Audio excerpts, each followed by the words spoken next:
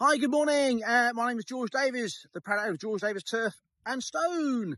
I'm doing this video actually this morning to explain that we're having an open day this coming Friday. That's Friday, 14th of June in St Albans, 7:30 till 2:30 p.m.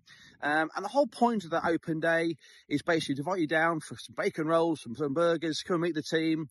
We've got some old stock that basically we wanted to move as well. So there's some great deals available on Friday. And we've got basically trade partners coming down as well, basically exhibiting and showing you what else we can offer. And also I actually got a turf harvester down there with us as well. So to sort of show you a real life turf harvester in North London with some turf alongside it, to explain that as well, because the turf business is a massively part of our business. And even though Stone's a great addition to provide you all with a one-stop shop, and provide us a level of service across a whole range of other products. Turf is still a big sort of part of what we do. So yeah, that's in St Albans this coming Friday, 7:30 till 2:30 p.m.